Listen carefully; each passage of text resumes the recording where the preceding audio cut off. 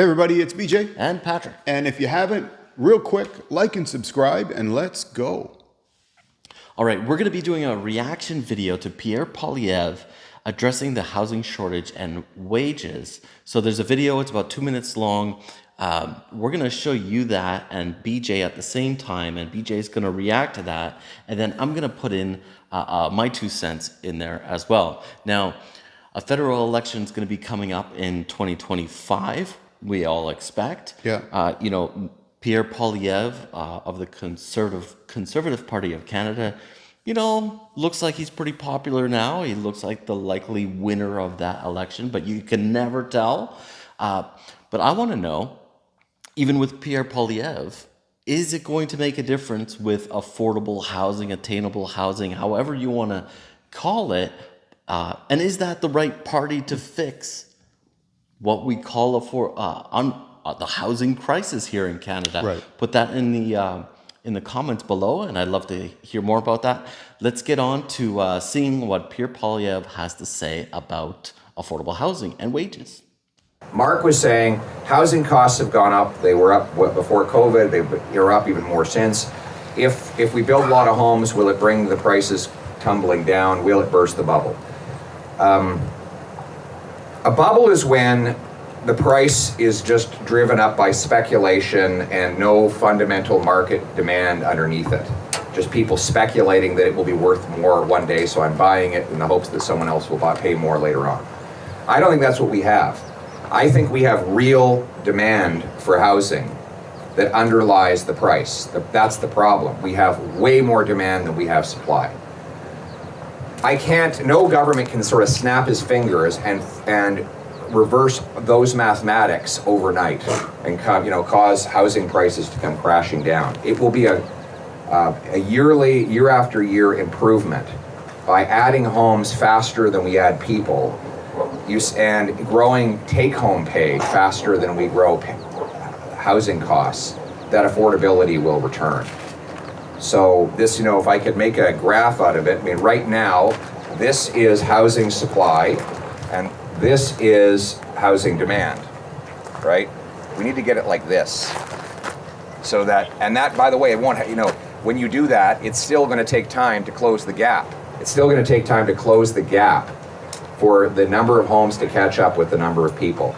So I wouldn't, if Poilievre becomes Prime Minister, I wouldn't panic and sell your house, because it's not going to come tumbling down. But what we will do is make it possible for wages to grow faster than housing costs, for home building to go faster than population growth, and over the medium term, we can make housing attainable, and in the long term, I think we can again make it affordable as it was 10 years ago.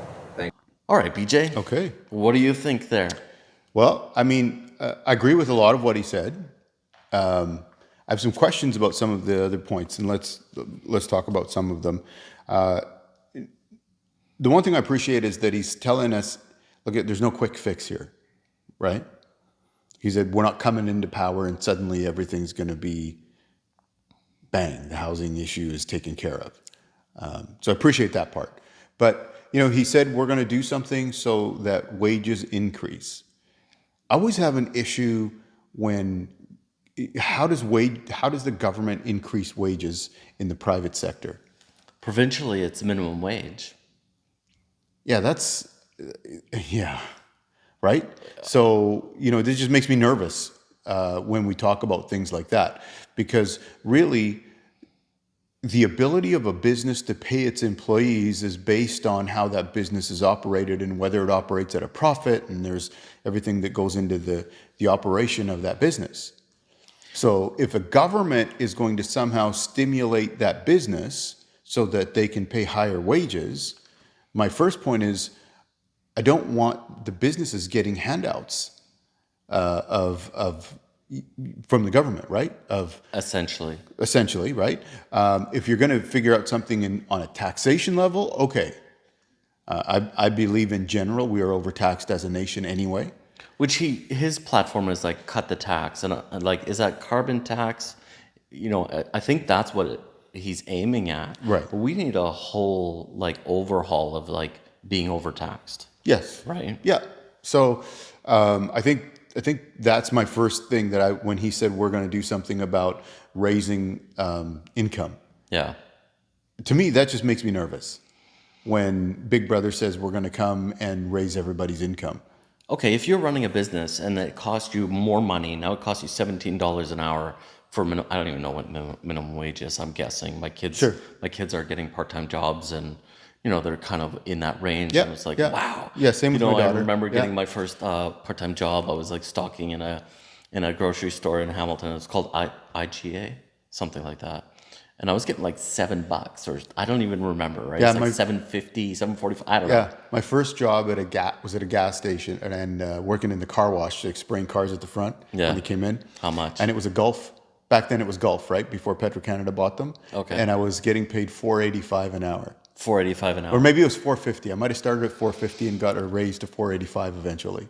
Yeah. Part-time job, right? Maybe I'm not remembering exactly. Like maybe it wasn't even $7, but like it was in Ontario, so Alberta, Edmonton, different. Okay. Yeah. So, yeah. So my whole point is, at some point, the employee becomes more expensive. So when does hardware like automation, software, become cheaper than paying an employee and insurance and benefits or anything like that? Yeah. Than investing in a long term into like some way of automating. Yeah.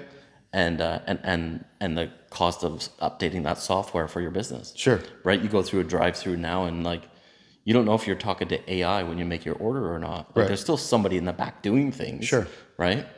Yeah. But it's gonna happen. Yeah. And it might not be a perfect system yet, but if you keep raising the cost of the employee, then why wouldn't a business person look at that? Right. If you go into McDonald's, for example, right now, you don't even have to go to the counter anymore. You do it all on the thing, right? You can order on your phone, like pre-order things. That too, yeah. Even usually Sunday mornings on the way to church, we stop at a Starbucks on the way, and Marie grabs we get her breakfast and a coffee for me, and I just do it all online. Walk in, grab it, walk out. I didn't think this conversation was going to go in that direction. So, okay, what else you got? Okay, so that was the number one thing I got out of that is I'm always, or let me put it this way, show me how you're going to raise people's disposable income, let's say, if it's not the actual amount that you're bringing in, the disposable income. So is there going to be some kind of tax breaks, whether for the business and for the individual? What does that look like? Yeah. How does that operate?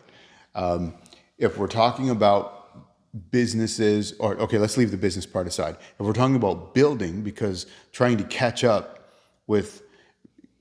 construction of I saw somewhere it was something like 3.7 million homes by 35. Yeah,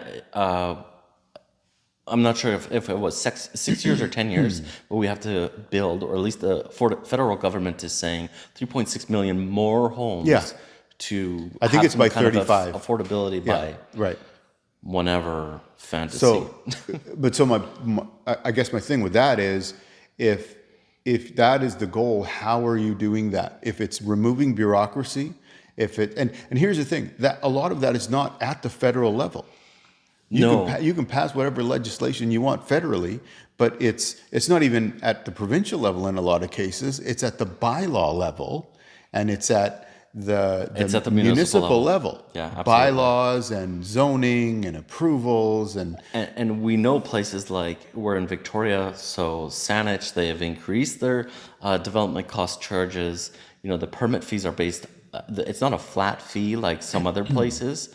It's based on a percentage of the value of the build. Yeah. So it's a massive tax. It's not a fee for service, right? Yeah. So, and the municipalities, oh boy, they depend a lot on the budget when they've started into this building out, if it's Saanich or Victoria or Langford or anything like that. Like their budgets rely on the revenue from this. Sure. Like now they're addicted to this kind of revenue stream, right? Yeah. So I don't think they should be relying on it. Right.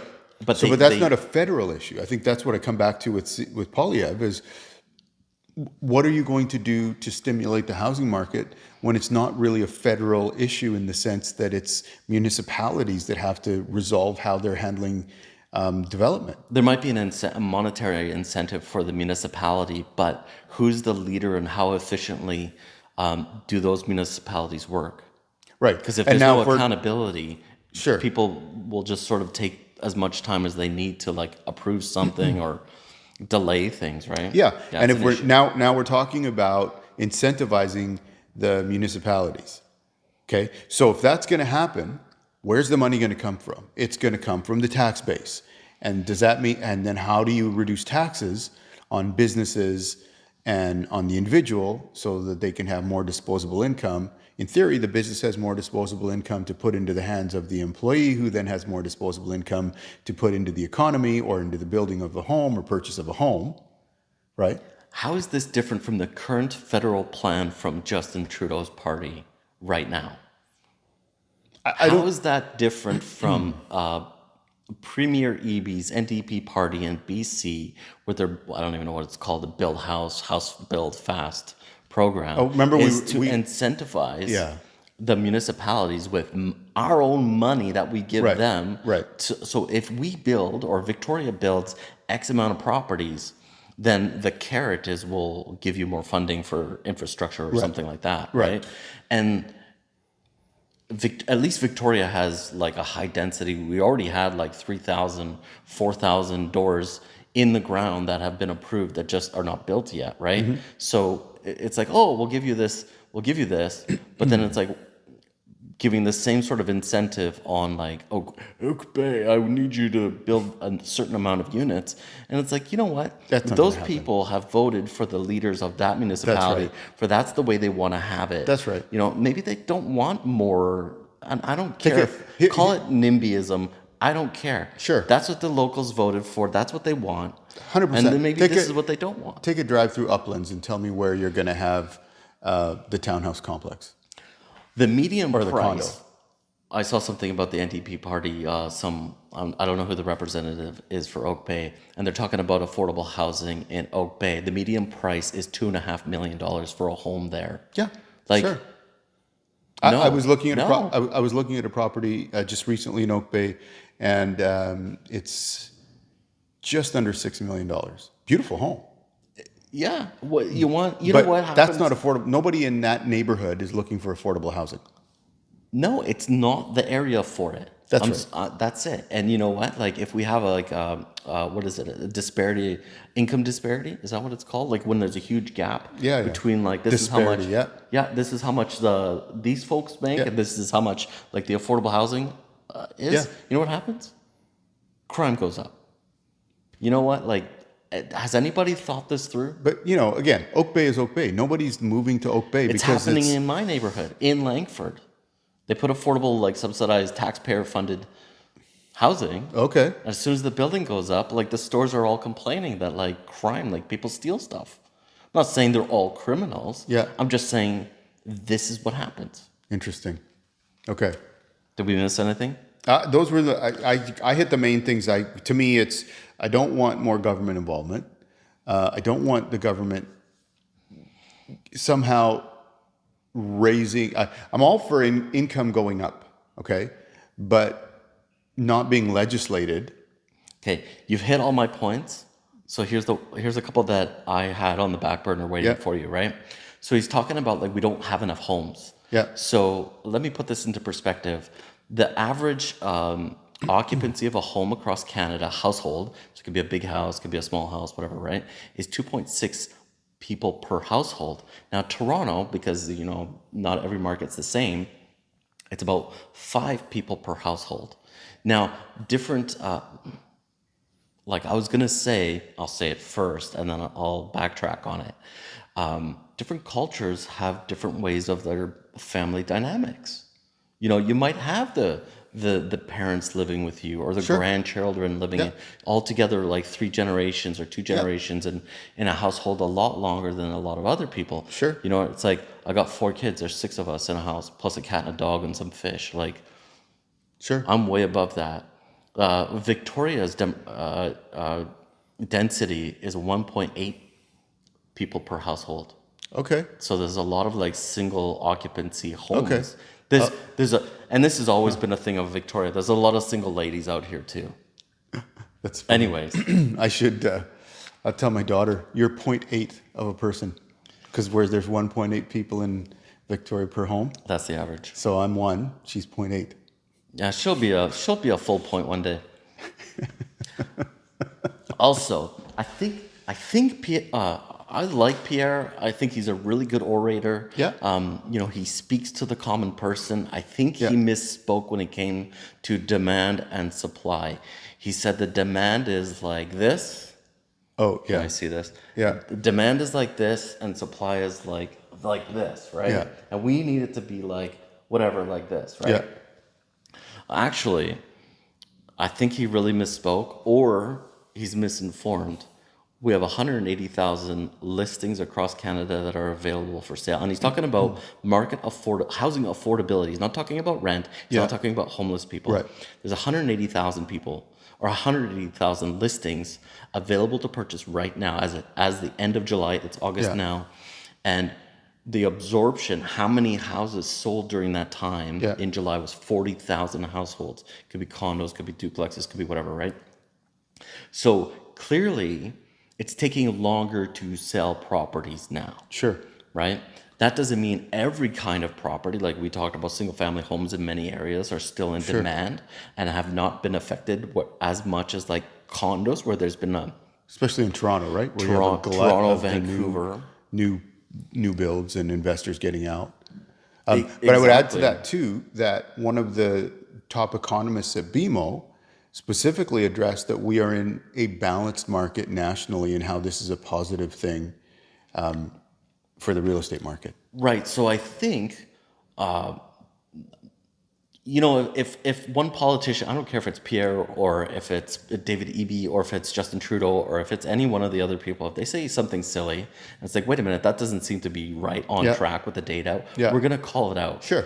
So it doesn't matter if I like him or I don't like him. Yeah, and I think I should qualify, we've said this before, we are an apolitical channel. So we're not for one person. Individually we may be, and we have our own political views, but that's not what this channel's about. So we're addressing issues and things that we think are good or not good in how someone's presented something or are presenting something. Yeah, and we like to stick to housing and not talk about all the other sensitive topics because that's our expertise. Sure. And, it's not like politicians are perfect, but I would really like if there were politicians that stick to the facts. Yeah, Like, I don't like Pierre talking about this, telling people they're going to take it on face value without Right. looking at information. Yeah. And realizing, wait a minute, there's more houses than we've had in Yeah. a long time. yeah, So, and there's less sales. No, the market is balanced, if anything, if we're looking at a broad high level view. So, anyways, I wanted to just like put it out there like that. Oh, Okay. comparing like Niagara Falls from U.S. to Canada. Yeah, that was a it's good an one. Yeah, and that was a completely like misleading statement to make. Yeah, Like, absolutely. Like America. And that neighborhood is completely different. Yes. Like you can drive how many kilometers? Like Oak Bay is not the same as Souk. Price range is completely different again, right? yeah, For a whatever half an hour, 45-minute. yeah, That means if you got no traffic, if you got yeah. traffic, Or in even 2 hours. let's not go 45 minutes. Let's go Oak Bay and Esquimalt. Oak Bay and Esquimalt, yeah, Oak Bay Ave and Head Street, yeah, completely different. right? Absolutely, right. The median price changes is completely. Yeah, we can get an old house in Oak Bay and an old house over there too in Yep. Esquimalt. Yep. So, you can't. It's really tough to make like an apples to apples comparison somewhere like that, right? Yeah. So, anyways, we want to put that out there. What do you guys think? Is Pierre Poilievre a good idea for housing affordability or attainability, or is it a different party, or is it someone completely who we haven't thought of? Yeah. Are they missing the boat, or are they spot on? Let us know. Yeah, absolutely. Thanks for joining us. Give us a like and subscribe. See ya.